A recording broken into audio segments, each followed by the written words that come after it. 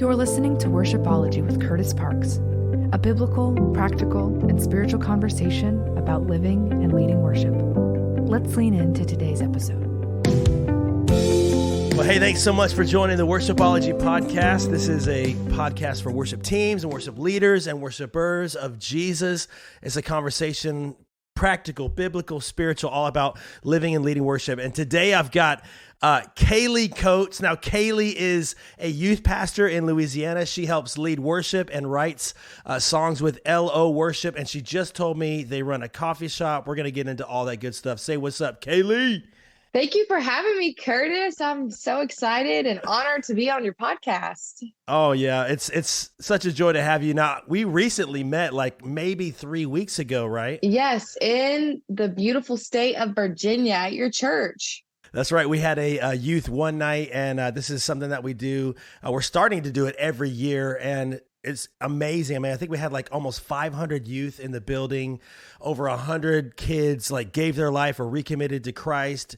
Kaylea, you crushed it. Thanks. Shared a powerful message. You shared a crazy story, and I wonder if you'll share that story about maybe wandering in the wrong house today on the podcast. But that's amazing. Do you travel a lot and just share with different youth groups, or talk about what you're up to for those who may not be familiar with you today? So, like you said, I am a local youth pastor at my church that I actually grew up in. So it's cool that I am the youth pastor in the same building that I was molded and shaped as a 12-year-old. And so amazing. I have a really big heart for just the teenagers in our community, because when I was a teenager in our community, I was leading Bible studies at my school. I was leading worship at my school before school started. I was head of the FCA. I just was I want to see God do something amazing here. And I tried to unify the different youth groups. And so now I am the youth pastor. I'm it's cool how God gave me that heart as a teenager. And so now I am almost 27, trying to, empower these young teenagers to do the same things that I was doing and just support them and guide them. It's cool how God works. Wow. And so, sometimes I get the opportunity to go and preach at different places, and I love it when I do, but I do say there's no place like home when I am at my own youth group on a Wednesday night. Sometimes I speak at schools too. I spoke an event yesterday for 8th grade girls and some underprivileged areas, and it was really eye-opening, honestly. Talk about the culture at the church that you serve at in Louisiana. I've been to Louisiana one time, and it was actually in West Monroe. And I think we share a mutual friend. I know it's crazy. It's crazy. But talk about the culture of worship, the culture of youth at your church, and kind of how that plays a part in everything that you do outside of that. Well, the culture of our church, we have 5 values, and it's to know God, love people, live authentically, pursue excellence, and dream big. And I love those values because I feel like they encapsulate everything that they need to. And our church is such an amazing church full of just amazing people. I have the honor to be a part of our women's ministry and then the youth ministry. So I hang out with the teenagers, and then I'm good friends with their moms too, all at the same time, you know? So I'm awesome. I'm going to talk to your mom about you. But honestly, our church is so authentic and pursuing the Lord and making him known and just genuine people. I think it's not really about a show. It's just everyday, ordinary people who love God and want to worship him. And they also want to evangelize and bring other people into it. And the same goes for our youth. I was telling someone the other day about our youth group. I'm these students are just genuinely hungry for God. They're just hungry for God. And when you're hungry, God will fill you. And so one day, 2 weeks ago or something, I was talking about the Bible and how it's a supernatural book, and it's written over 1,600 years. And some people say the Bible's boring, but I say you're boring if you think the Bible's boring, because it is awesome. And kids are cheering when I'm just talking about how amazing the Bible is. They're yeah. Wow. I'm who are these teenagers? What's cool is that when we think about Generation Z, and I'm not sure what we would call like those who are like my kids. My kids are 9 and 11, right? They're growing up in this age where it's super digital. There's AI, all these conversations. And, you know, I think for some people that might be far removed from the youth culture of today. I mean, every older generation has always typically, I remember when I was a kid, you know, it's like you look back and you're like, oh man, like there's people that are going to be naysayers about the future generations. But I've had so many conversations, Kaylee, especially recently, where it's like, dude, I've never been more hopeful for the future of the church because of the generation that's coming up today. And talk about that a little bit, like, especially like when it comes to when you're leading worship in that environment, or you're preaching in that environment, how they latch on and the passion of this generation.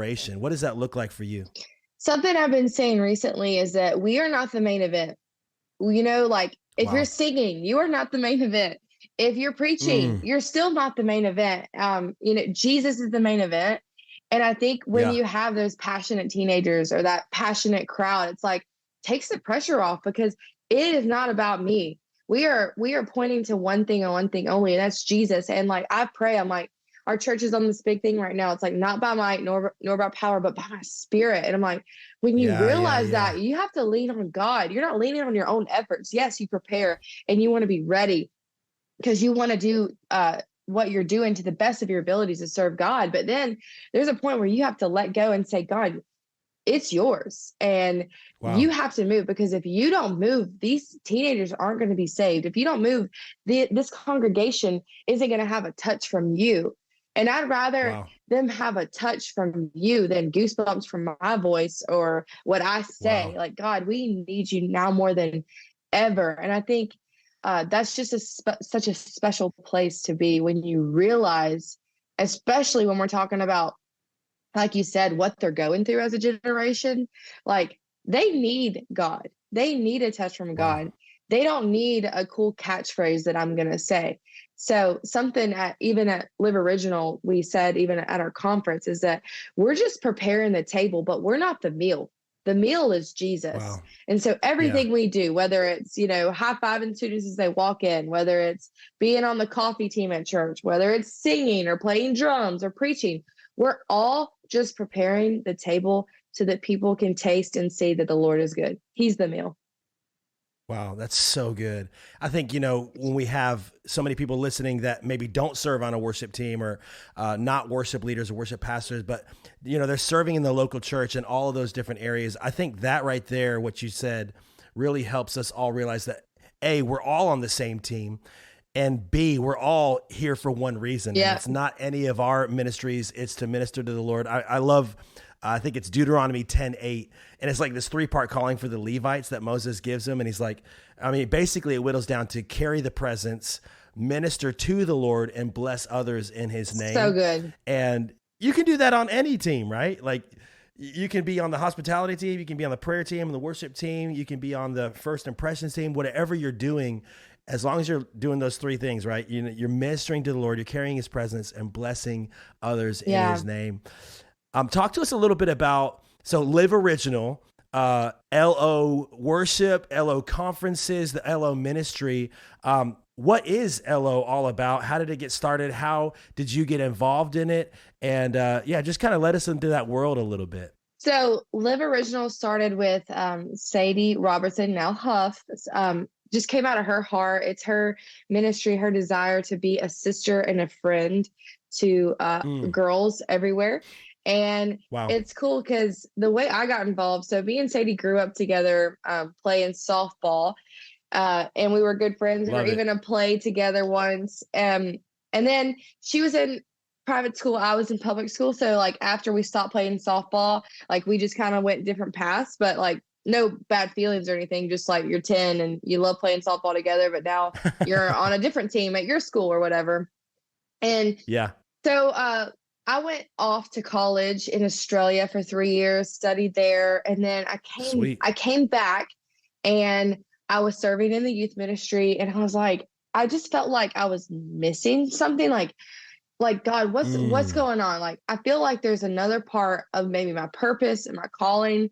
Not that youth isn't enough, but I just feel like I'm missing something. So I just began to fast and pray. Like, God, Wow. what do you want? Like, am I missing something? Am I where I need to be? I just moved back. I'm also in this big transition. You live in another country for 3 years. You come home, you've changed. Everyone around you changed. Like, life kept moving while you were gone. So I was just in this like slump. So our church was doing the 21-day fast, and I just started fasting and praying. And I went out of town, and I was in Texas, but I was so desperate. I was like, God, I'm going to continue fasting even when I'm out of town. Like, I'm not breaking the fast because I'm on a trip.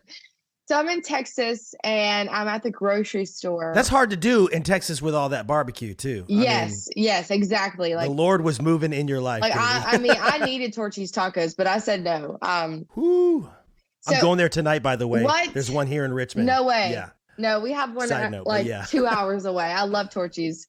So good. So I'm at the grocery store picking up stuff for the fast that I could eat. And a lady comes up to me, and she just looks at me, and she goes, "Do you write songs?" And like, I just felt like, wow, I couldn't even say yes, but the answer was true. I started writing songs in the 3rd grade, but then like, wow. In college, I thought, okay, maybe I'm more of a preacher. Maybe that's not my thing anymore. So I kind of like let the worship side of me like die. So she looks at me and she says, "Do you write songs?" And I don't even think I answered. And she just says, "I see you with a guitar," which is my main instrument, by the way. And you're leading worship, and you're writing songs for this generation. She said, to unleash a generation. And Jesus wants you to know that he sees you even when you're at the grocery store, and he loves you. And I'm like, wow, what? This is crazy, right? And turns out this lady was like a pastor's wife, and she was operating in the prophetic, but like, I didn't know her from Adam. She didn't know me. I didn't know her. And so that was during that fast. Well, fast forward 6 months. Sadie was also living in Nashville, and she was about to move home. Well, her sister, who is now my sister-in-law, Bella, was coming to our youth group. And this is like in July. That January was the fast. This is July. I'm just faithfully where God's called me in the youth group. Well, the people who had been scheduled to lead worship failed. They had something come up. Then we were like in a pickle. All people know this feeling. Like, who is going to sing? Wow. Oh, yeah. And so I said, I'll do it. So it's like a small group of like 25 students, and Bella is there, and I'm leading worship, and I'm just, okay, put me in, coach, in and out of season leading. Well, I didn't know Bella Love it. sent a video to Sadie of me just being faithful where I was. And then Sadie's like, "Oh my goodness, I need to talk to her," because unbeknownst to me, in the 21-day fast, she had been praying and fasting about LO worship and her vision for it. And so she meets up with me, and she starts telling me about LO worship and her dream. And then somewhere in the conversation, I start realizing, I think she wants me to be a part of it. And like, I just start like crying. I'm like, I got to tell you about January. And like, I was fasting and praying, and God said I was going to do this, but I didn't know how. And she's like, crazy thing enough, I was fasting and praying about this. And so that was in July 2019. And it's just been evolving and changing. And, sometimes it takes a long time for God to do something quick. And I feel like since 2019, a lot has just been in the brainstorming. A lot has just been, forming. But I feel like in the last 2 years, things have like really just been taking off through LO Sister Conference, and we've put out a couple EPs and albums. And so sometimes God takes a long time to do something like quick. And I feel like things are like quickly happening. So it's been pretty awesome. That's amazing. And like, what is the rhythm of you guys like writing and releasing music? And is it just a lot of conferences? Is there like usually like in the summer, that's kind of, I feel like when a lot of people go out and do conferences, or maybe in the fall, what does that look like for you as a youth pastor in a local church? What is that kind of the balance there? Because there are so many people that I talk to where it's like, we're rooted here in the local church like you are, but then they have ministries that kind of take them on the road a little bit. What does that look like, the balance, and then the rhythms of what you do with LO versus what you have here in the local church in Louisiana? Well, I just have to say a shout out to my lead pastor, because he is so supportive of us, doing ministry in so many different ways, even if it's not the youth. So he's super supportive. And honestly, this as a songwriter, you can write songs anytime, anywhere. And Yeah. just there's only really a couple days out of the calendar year that we're going to mark off to go do it like for 24 hours, 48 hours, and just 72 hours, Wow. just like right. And we just did that like last weekend. But and LO super So cool. flexible too with our schedules. Like, hey, I really can't write on a Wednesday. That's like a youth day. So we write like on a Thursday, Friday, or a Monday, Tuesday. Yeah. So that's Yeah. really, I'm really grateful to have people who like understand, like we're all in ministry in some capacity and have other responsibilities. And when you say rhythms of like what we're doing, it's hard because like I feel like we're still in the early stages. But what has been happening last year, we've had 3 LO sister conference in West Monroe, and they've been amazing. And before the second one, we released an EP. Then we did those songs at the conference. Then we released a live EP. And then the same kind of goes for this past year. We released an EP.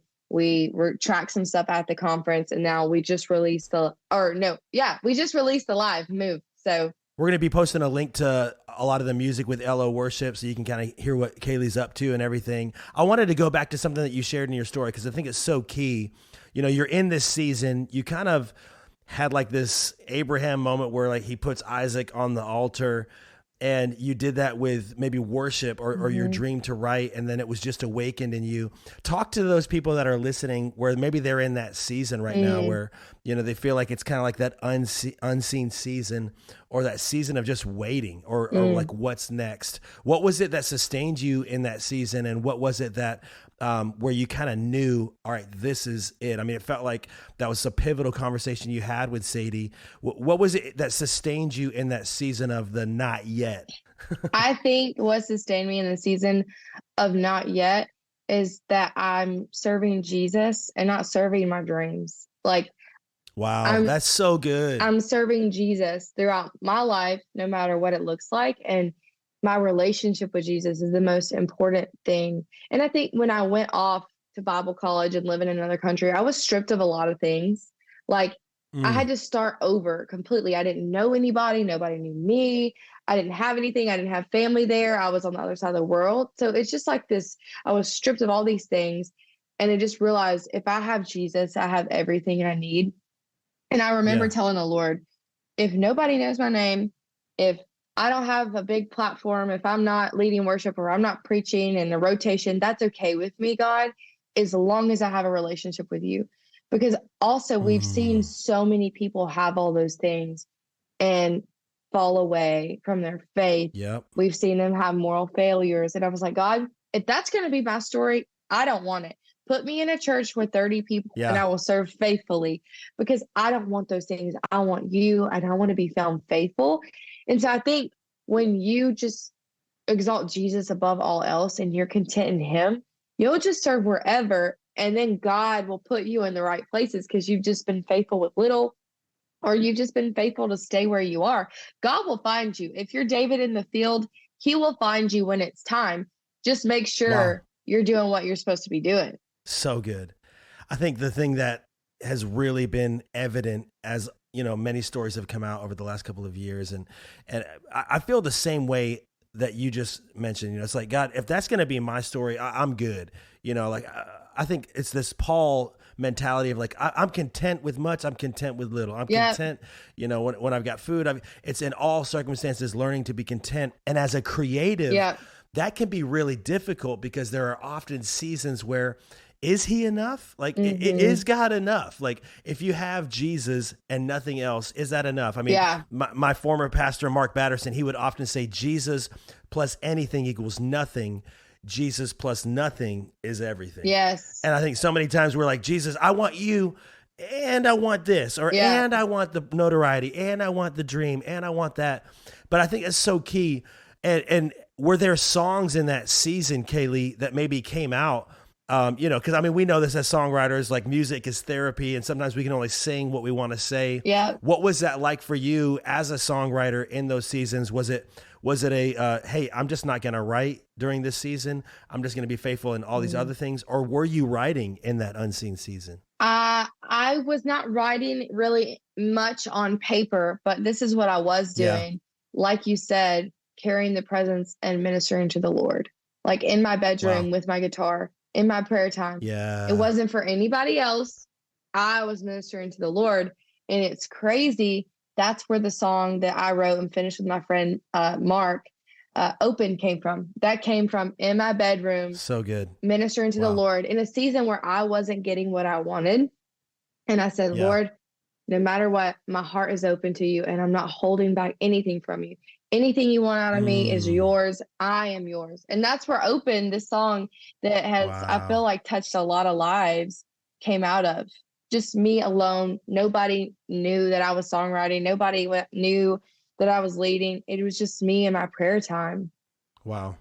That's amazing. Those are the best songs. Mm-hmm. Like when it's just authentic out of the overflow of your relationship with God. And love Mark. I know we share Mark Schoolmeesters as a mutual friend as well. And man, it's just so cool to see some of the people that you guys are writing with and recording. And can't wait to just share some of that and see how that impacts and blesses those who are listening to the podcast too. Mm-hmm. But I got to ask you this. Now, I sent you some questions, and one of the questions I definitely wanted to get to is, just share an awesome story of God moving. It could be in your youth group or in your one of those conferences, or even in a songwriting session, maybe that from the events that you've done with Sadie and Elo. Because here's why. More and more these days, I'm realizing Revelation 12, we overcome by the blood of the Lamb. That's what Jesus did. Yep. And then the word of our testimony. Those are the God stories that build faith in all of us. And I think if there's anything we could use today, it's just a boost of faith, a boost of adrenaline with Jesus. Share a story, man. I'd love to hear something where God's done something incredible. So when you ask me this question, one comes to mind, and it is through Elo Sister Conference. And so the first one we ever did was at, we hosted it at my church in West Monroe. And then the last 2 years have been in our Civic Center. But Sadie really had it on her heart that after she preached on night 2 about, I think it was the truth setting you free and taking a stand for the truth, not just your truth, that we were going to give ladies an opportunity to be baptized. And so that's awesome. At the front during worship. And so we had a tank set up, we had clothes, but we did not expect the amount of women wanting to be baptized. So, it's probably maybe 1,000-ish people, 1,500 in the room, like maybe 30 will stand up. Well, we ended up baptizing 109 girls down the front. Amazing. And because it took so long, it took like 2 hours to baptize all these people. So I looked at Sadie because we were going to baptize them. And I was like, Sadie, we need to put 2 in at the same time and baptize in opposite directions. And so the double dunk. We double dunked people for like 2 hours. And the worship team was just like, hell, lost another one. I am free. And so the last love it 2 years at Elo Conference, we end with baptisms. And 2 years ago, over 300. I think it was about the same this past September, over 300 girls getting baptized. Hey, if you're ready to repent and accept Jesus, walk down right now. We have everything for you. We have baptism out, clothes, we have towels, and then Elo Worship just leads worship. And if you're not getting baptized, you're just worshiping, but we have the baptisms on the screen, and you can just hear people just cheering throughout the song. Yeah. It's just wow, God is moving. And that's what I love about Live Original and what Sadie's doing is it's about people experiencing Jesus and life change. It's not about Sadie. It's not about us. It's not about our name. It's just about Jesus and inviting people to encounter him. There's nothing like baptisms and worship when you're experiencing that together. I mean, one of the things that we do at Destination, every month we have a baptism Sunday, and there's just an amazing presence in the room. Yeah. I mean, the Holy Spirit's moving. You're seeing lives transformed as you're singing about lives being transformed. Talk to me a little bit on the practical side. When those moments happen, is there a different intentionality in the song choices, or is it look, we're just going to worship Jesus and let God be God?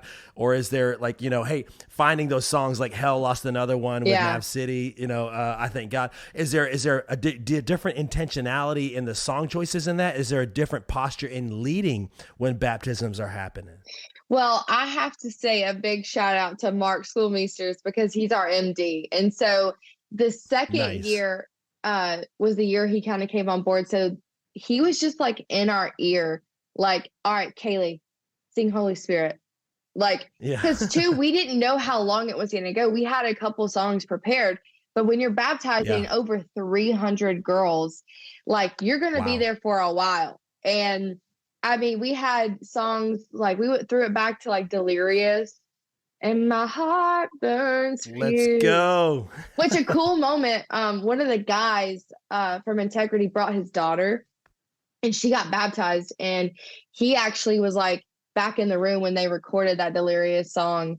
And then his daughter got baptized and we were singing it, and it was like really special for him. Like he just brought his daughter to the conference. She ends up getting baptized, and then they're singing a really special song for him during her baptism. And then we did like what's that song? Hillsong. People Oh, yep. our creation. Everything was meant to be the sound. Good grace. Good grace. Yes. Yeah, we did that one. We did praise songs. I think in baptisms, there's room for it all. There's room for songs of, you know, at the cross and tears. And then there's also just room for songs of celebration. Like the old is gone. The new has come. They're being buried and they're coming out a new person. And so let's go. And that's the thing with the God in the Bible, there's just room for it all. Like whatever emotion that you're experiencing, it's okay. That's really good, Kaylee. There's room for it all. I love it. But listen, we don't have too much time left, and I got to ask this question I've been asking every worship leader on the podcast. What's the Holy Spirit speaking to you right now? What has just been on repeat in your prayer life? What's God resonating in your heart in this season? Kind of like for such a time as this moment. What's God speaking to you through the Holy Spirit? What God has been speaking to me, it kind of goes back to things that we've talked about already, but just minister to the Lord. I think so many times we are focused on ministering to people and we forget that we're ministering to God. Or maybe we're writing songs for people, but then in the end for ourselves so that we can make a name for ourselves, so we can hit this number of listens or whatever. But just minister to the Lord. Like just go to the secret place and be with him and just minister to his heart. When's the last time you just sat down at the piano or the guitar and just like, God, I want to minister to you. I want to pour my love on you. Like I was actually singing yesterday, just alone at my house. I was singing that song, like oil upon your feet, like wine for you to drink, like water from my heart. I pour my love on you. Just like going back to some of those old songs and being like, God, I'm pouring my love on you. I love you. Like I think sometimes we all want to write a super amazing song like So Will I that like blows your mind and makes you think. But I think it's, you know, like, oh, that's so cool. But I think too, I feel like we're all just trying to be super creative and out creative people. Like maybe we need to go back to simple, like where we're just ministering to God and it's just raw and real. And there's place for really smart and creative intellectual songs, but like you can't reinvent the wheel. So just be real to the God. That's so good. I share that same sentiment of like, I mean, we've been pulling out As the Deer, Better Is One Day, Agnes Day. We've been going to some old school stuff. And what's crazy, Kaylee, and you probably know this too with youth ministry, is like for 90% of the people in the room, because we have so many new converts, they don't know. They've never heard. They're like, man, is it what new record that just came out this year is this on? And it's like, no, this is like, I grew up, you know, at 5-6 years old singing this in my dad's church. You know, it's like these are songs that have a timeless quality to them. And I think even in our songwriting today, I mean, and we know like groups like House Fires and United Pursuit were so good at this when they were first on the scene and still are, where it's just like, man, it might be a verse and a chorus and you just kind of sit and you rest in that. And man, I'm excited for what's to come this year in songwriting. I'm excited for what's to come with LO Worship And Kaylea, it's been so much fun just chatting with you. I know people are encouraged. One last thing you can send us out on, and listen, we're gonna put links in the show notes, and definitely give everybody a chance to kind of check out what Kaylea's up to these days. But just one last encouragement you have for the listeners today. Hey, God sees you. He loves you no matter where you are. And when it's time, he will find you. So let him find you faithful. Awesome. Loved our time. Thanks for being on the Worshipology podcast, Kaylea. Thank you for having me, Kurtis. So much fun. You've been listening to Worshipology with Kurtis Parks. To learn more and to find resources for worship leaders and teams, you can visit kurtisparks.com.